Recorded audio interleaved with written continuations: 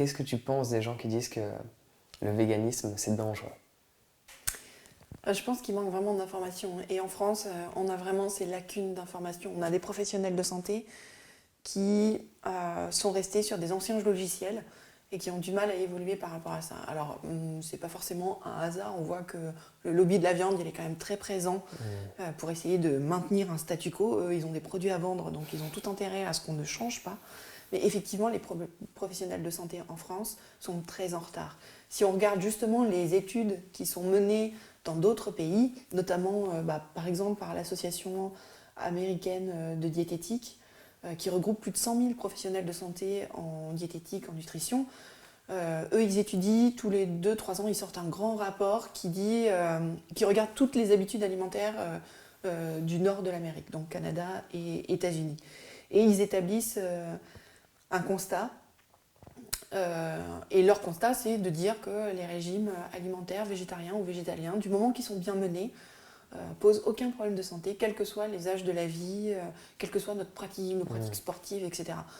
Donc voilà, et puis on le voit un petit peu de façon empirique aussi. Aujourd'hui, on commence à croiser de plus en plus de végétariens, de véganes, et on voit qu'on est assez loin du cliché pâle, rachitique, complètement amorphe des personnes qui sont en mauvaise santé. Non, enfin voilà, ce sont des gens qui sont complètement normaux. Enfin voilà, il y en a des gros, des maigres, il y en a des grands, des petits, il y en a qui sont en colère, il y en a qui sont plutôt dans la bienveillance. C'est simplement le reflet de notre société, il n'y a pas du tout de différence. Alors justement sur Vegan Pratique, mais c'est valable pour l'ensemble des campagnes qu'on peut avoir, on source nos données. C'est-à-dire que là, ce que je viens de vous dire sur l'Association américaine de diététique, on va le retrouver aussi pour les recommandations du Portugal, etc. Il y a tout un tas de pays qui ont des recommandations comme ça. Leur PNNS, leur plan national de nutrition santé, inclut la dimension végétalienne. Et il l'inclut de façon positive, pas comme en France où c'est attention, il y a tout un tas de warnings autour de cette pratique. Au lieu de donner les bons conseils pour pouvoir suivre un régime alimentaire équilibré en étant végétalien, on nous met tout un tas de panneaux de sens interdits et de choses comme ça. C'est ça le truc. Mais c'est parce qu'il faut y avoir une prévention en disant si vous faites la transition pour le véganisme, eh ben, ça pourrait être bien de consommer tel produit, telle chose. Non, mais en fait, il n'y a pas du tout ça, comme tu viens de l'exprimer. Non, ne le fais pas. Oui, ou si tu le fais, attention, il va y avoir plein de problèmes la qui crainte. peuvent en découler. Voilà, on crée une espèce de peur pour bloquer un peu les gens. Donc voilà, nous on source tout, on met les liens vers l'origine des documents et tout ça. On apporte finalement les preuves de ce qu'on peut dire. Et ces preuves, ça peut être concernant nos enquêtes, évidemment les images où on a des preuves de lieu, des preuves de date. On se renseigne dans les publications scientifiques, dans les publications professionnelles. En ce qui concerne la nutrition, la santé, ça va être des études médicales, scientifiques là aussi. L'éthologie aussi, c'est juste passionnant. Et il y a des études encore assez peu finalement qui sont faites et qui montrent à quel point on est passé à côté des animaux, à quel point on a envie d'ignorer toutes leurs capacités pour pouvoir continuer à faire ce qu'on fait sans finalement trop se dire qu'on se comporte vraiment comme des personnes pas correctes vis-à-vis des animaux, quoi. Mais c'est intéressant aussi ce que tu me disais juste avant ça. C'est qu'il y a même des exemples à l'heure actuelle de personnes qui utilisent leurs capacités mais pleinement, qui ne sont pas entre guillemets dans la norme et qui sont véganes. L'homme qui tire le plus de poids est végane. Il y a de plus en plus d'athlètes de haut niveau qui sont véganes. Tout à fait. De plus en plus d'acteurs ou de célébrités. Et si je parle d'acteurs et de célébrités, pour moi, c'est pas relié à leur performance cognitive ou physique ou autre. C'est surtout qu'ils sont accompagnés des meilleurs nutritionnistes qui payent je ne sais pas combien par mois. Et si ils sont dans cette transition, c'est pas pour rien en fait. Et quand on regarde d'ailleurs le pourcentage des acteurs les mieux payés, il y en a combien qu'on a une alimentation, sans pour autant être vegan pour eux ou pour les animaux, mais qu'on a une alimentation qui est basée sur le véganisme, le pourcentage il est énorme. Et ça c'est super intéressant en fait. Pourquoi ces personnes-là?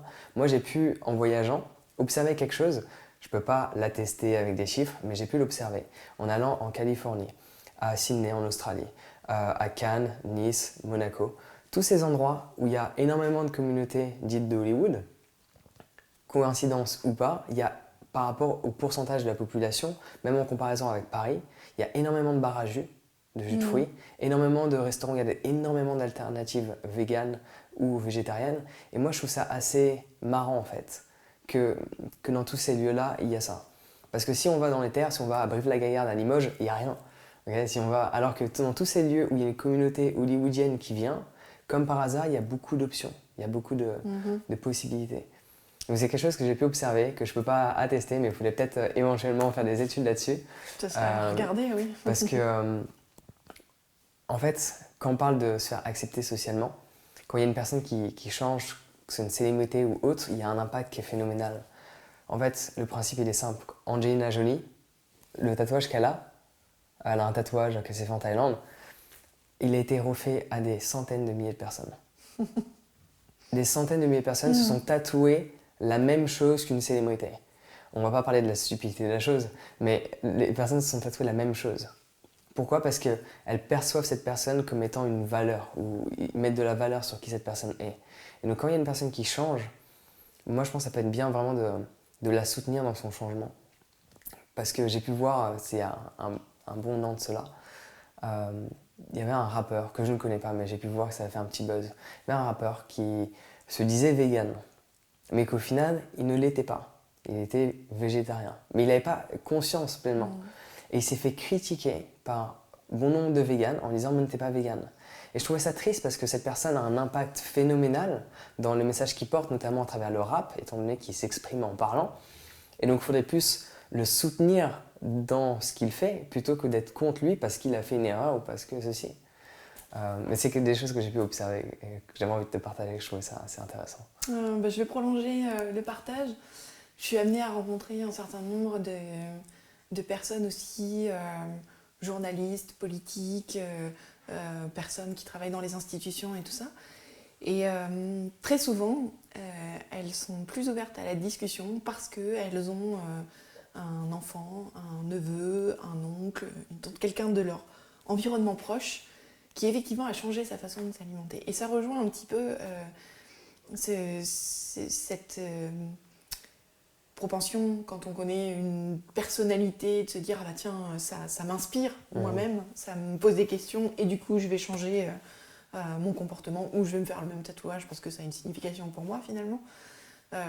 Et ça rejoint drôlement ce truc-là. C'est pour ça aussi que c'est plutôt pas mal important de changer soi-même parce que même sans s'en rendre compte, on a une influence énorme sur le monde qui nous entoure. Pas seulement parce que du coup l'industrie de la viande ne nous vend plus ses produits, mais aussi par le rayonnement qu'on peut avoir autour de nous, par des petites touches. Mais c'est assez surprenant. Voilà, des gens qui semblaient vraiment extrêmement hostiles et qui, parce que dans leur entourage, pas quelqu'un qui leur paraissait... Enfin, ils avaient peut-être une image des véganes comme de gens perchés, des gens qu'on va jamais croiser parce que complètement partis ailleurs. Et tout à coup, proche d'eux, quelqu'un leur dit « mais moi aussi, j'ai changé. Moi aussi, ces idées-là, ça me touche, ça me fait réfléchir. » Et du coup, pour eux aussi, c'est une évolution, c'est une ouverture finalement qui peut arriver par ce biais-là. Du coup, c'est bien important d'oser porter ses idées aussi.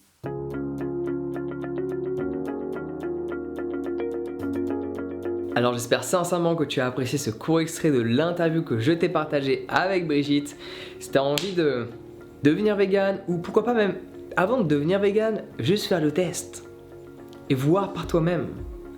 Un test d'une semaine, un test de 1 mois, dans tous les cas, je te simplifie la vie. Je t'offre en cet instant présent une semaine de recettes 100% végétales et tu peux les télécharger dès maintenant en cliquant sur le lien dans la description.